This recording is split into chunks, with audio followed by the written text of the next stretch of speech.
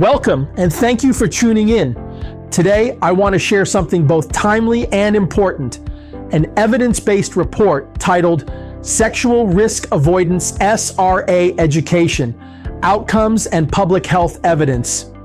As someone deeply concerned about the direction of youth culture and public health, I believe this report offers a compelling case for why sexual risk avoidance, often called abstinence-centered education, is not only a moral ideal, but a practical, scientifically supported public health strategy.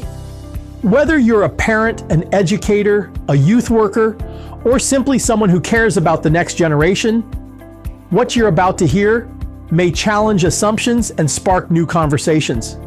This isn't just about saying no to sex. It's about saying yes to health, to purpose, to future goals. It's about presenting young people with the tools and truth they need to thrive, not just survive, during their most formative years. In the next few minutes, I'll walk you through the data, the trends, and the public health findings that support SRA education as a serious solution to the challenges teens face today. Let's dive in.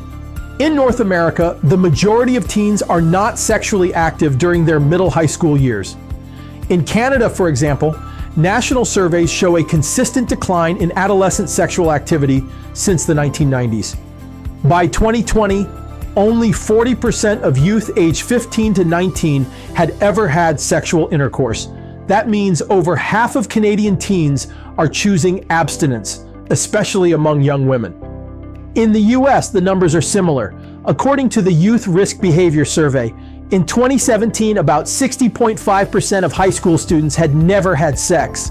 And by 2023, that number rose to around 68%. These trends strongly support the message of SRA. Many teens are choosing to wait.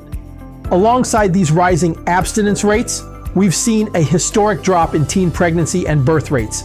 In Canada, the birth rate among girls aged 15 to 19 dropped from 20.1 per 1,000 in the year 2000 to just 4.1 per 1,000 in 2023. While multiple factors contribute to this decline, including contraception use, emergency pills, and access to abortion, the rise in abstinence is undeniably a major reason. And if teens are not sexually active, they naturally eliminate the risk of pregnancy or infection. Well-designed SRA programs have shown measurable impacts. A 2010 randomized controlled trial involving African American middle school students showed that only 33.5% of students who participated in an SRA program had initiated sex within 2 years, compared to 48.5% in the control group. Even more encouraging, those who did become sexually active were just as likely to use condoms as their peers. This proves that teaching abstinence doesn't reduce a teen's willingness to use protection if they do choose to be sexually active. A powerful example outside North America comes from Uganda. In the 1990s, the government implemented the ABC strategy: abstain, be faithful, and use condoms. The most emphasis was placed on abstaining and reducing sexual partners. The result? A 70% drop in HIV rates. One scientific journal described this as being as effective as a vaccine.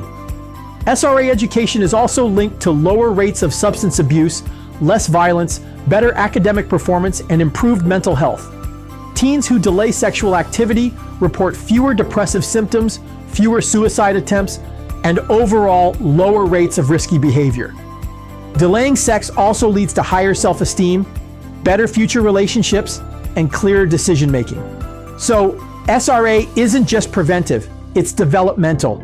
It teaches self-discipline, long-term thinking, and how to resist peer pressure. In conclusion, sexual risk avoidance education is backed by data, research, and real-world outcomes. It doesn't ignore reality. It presents a better option, one that supports teens in making choices that lead to stronger futures. Thank you for listening. If this message resonated with you, I encourage you to share it with parents, educators, and young people.